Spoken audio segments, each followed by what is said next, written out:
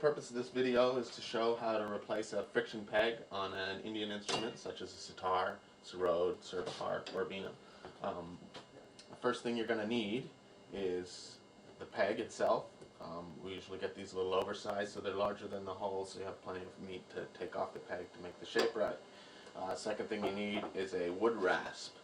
I prefer to use a wood rasp with a lot of teeth on the rough side, because if you have a rasp in this style with less teeth, it leaves long, deep gouges in the peg. And this way you can just take off a lot of wood quickly without leaving it too rough.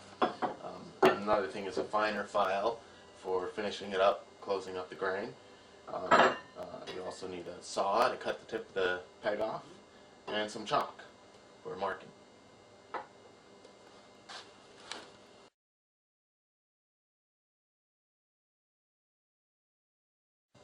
Okay, first thing you're going to do is mark the peg for cutting, and what you want to do is make the peg match the scheme of the headstock of the instrument or on the neck. So you want to take an approximate length, just a little longer, so it'd be sticking out of the far side, just a little bit past the edge of the head. And then you want to keep your lotus end, in this case, matching the pattern here. These ones are V-ing in, so I'm going to make this a little shorter than the peg in front of it. Often they're equal, so you want to then leave it at the equal distance. And mark just past the edge of the headstock here with pencil. And then cut the end of the peg off. You don't have to be too exacting about this, because I'm probably going to shorten it just a little bit in the end.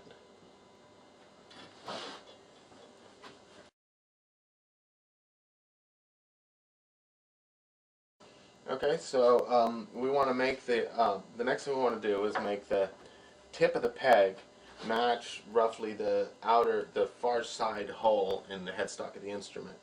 Typically once you cut the peg off, it's going to be too big to even fit into that hole. So first thing we're going to do is just try to get the tip of this down and maintaining its circular shape, but just to fit just inside the far side hole on the peg. So using the rough side of this file,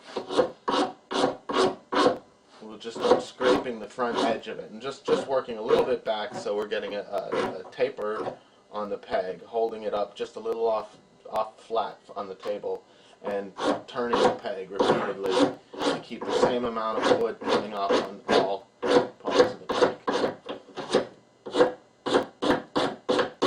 And then we're just working on the tip here to get it roughly match the far hole, so we don't go too far.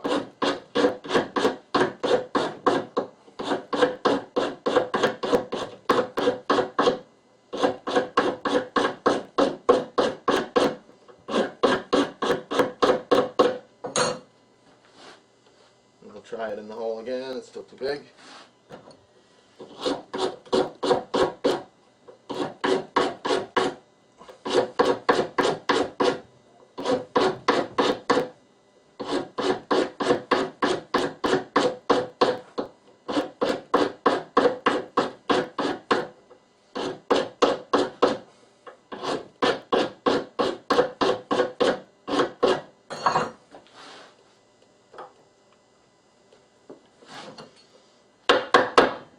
Periodically clean the file.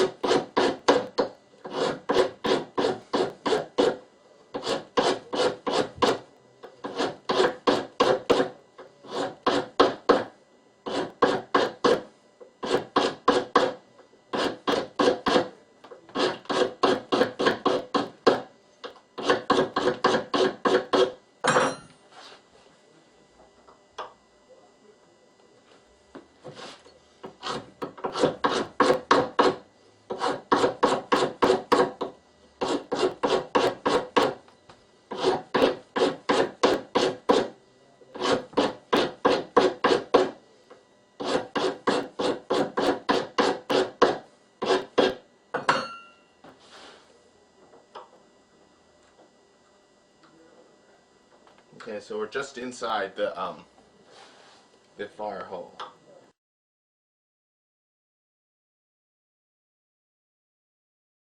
Okay, now we have the tip of the peg just small enough so it will fit into the far side hole, and we'll start shaping the peg for the front hole. Now you stick the entire peg in as far as it will go, probably won't go in very far, and just turn it. And when you turn it, you're going to burnish the peg right where it's binding with the actual instrument. So that's the spot we need to work on. As you're taking this far side down, you don't want to make as we're taking the back edge of the peg down, you don't want to make the front any smaller than it already is, so you can't push through with the file. You want to just work on the area where we're leaving the marks there until we get the peg in to about the distance where it looks right with the headstock. So then we'll just start working on the shiny spot here a little further back from the peg.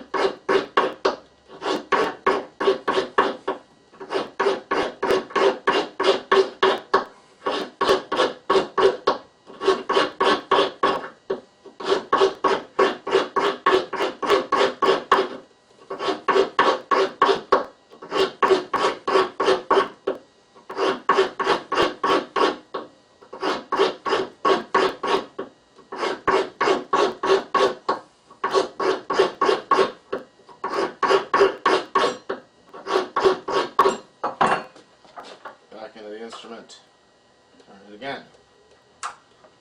The mark will be slightly further back from where it was. Now we're just going to try to keep a nice even taper into that spot so it doesn't bow out too much right at the point where it ends at the thing here. So you're always working just from behind where you're going to and just through the spot where it's actually binding without taking any more off the front tip.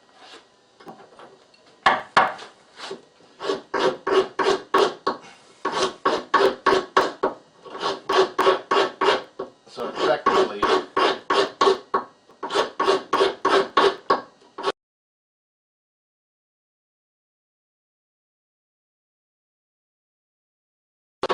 one other thing to look out for as you're doing this is sometimes the file will grab on a softer spot in the peg, and you want to be careful with how much pressure you're putting on so that you don't rip that part out and put a flat spot in the side of the peg. So as you're doing it, try to keep the file moving over the shaft of the peg rather than grabbing and taking big chunks out in any one particular spot. And then also just remember to keep the peg turning so you're getting a round peg and the same amount of meat taken off the shaft on all sides.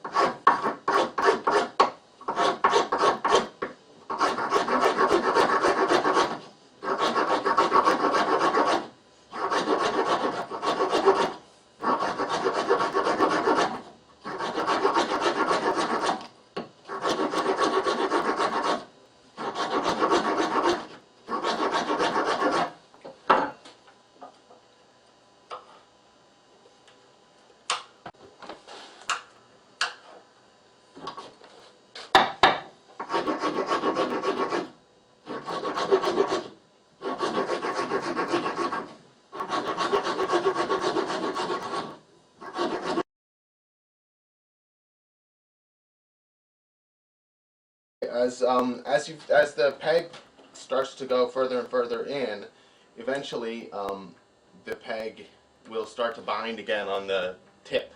So as you're pulling it out, start noticing if you start getting a shine on the tip here, you need to just take a little bit more off of that as it starts to slide further through.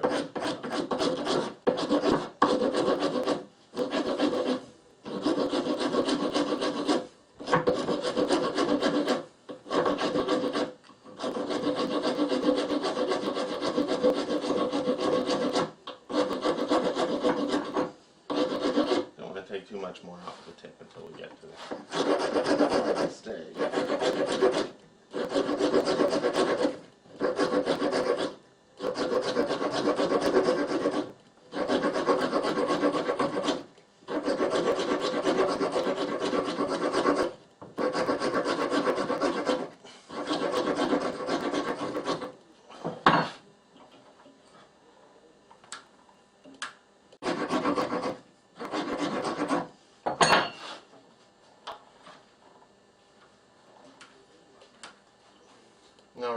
fairly close to the final stages of it, so you want to be careful not to take too much more off of this back edge so that it doesn't have to go in further than we like. And with the rough cutting of the file, you want to stop just ahead of where you finally want the peg, otherwise it'll go in further and look funny.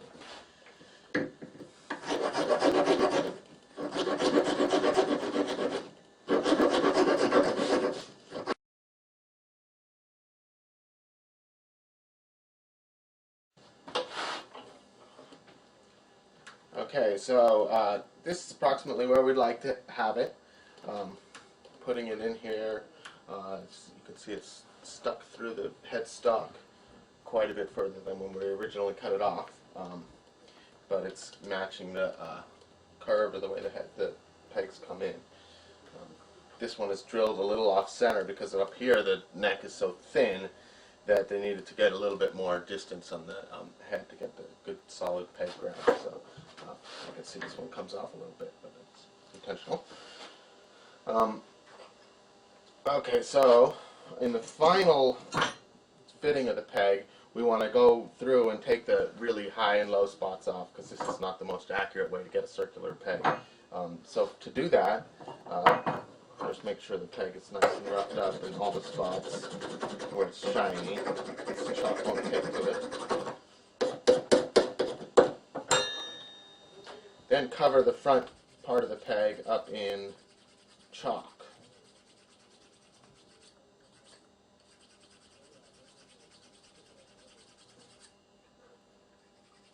And then the chalk will give us a real accurate picture of where it's actually binding with the instrument.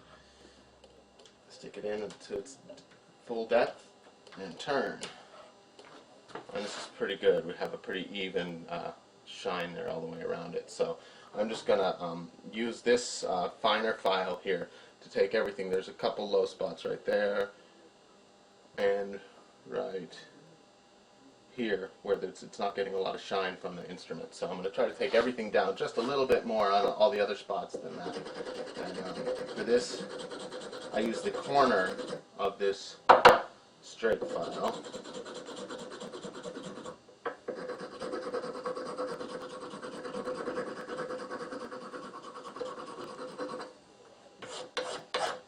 And just close the grain on the whole thing with this file here.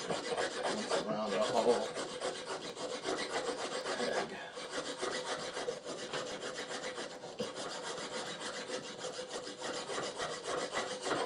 You don't need to put too much of a shine on the peg because that will stop it from gripping in the way that you'd like it to. So,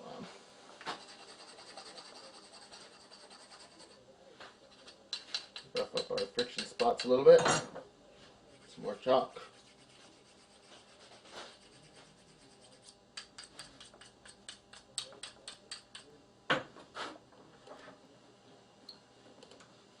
Okay, so that turns smoothly and holds well. Now, I usually just use my fingernail and hold it right at the edge of the hole on the far side of the instrument and turn the peg, and that'll give us a good mark for where to cut that tip off. Again with the saw.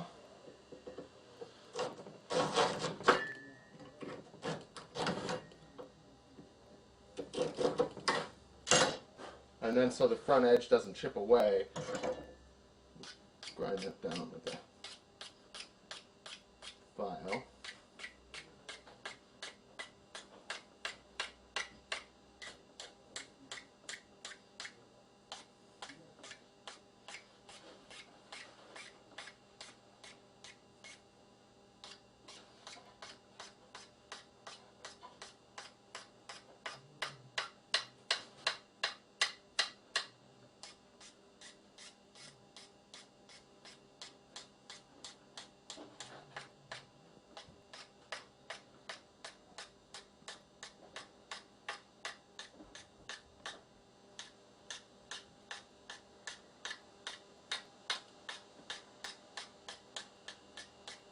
So I'm just curving the front edge of the peg here.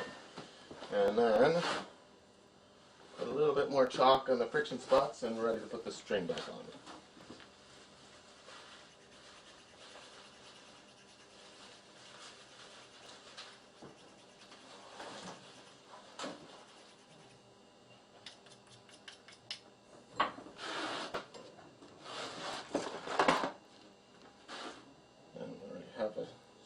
in here.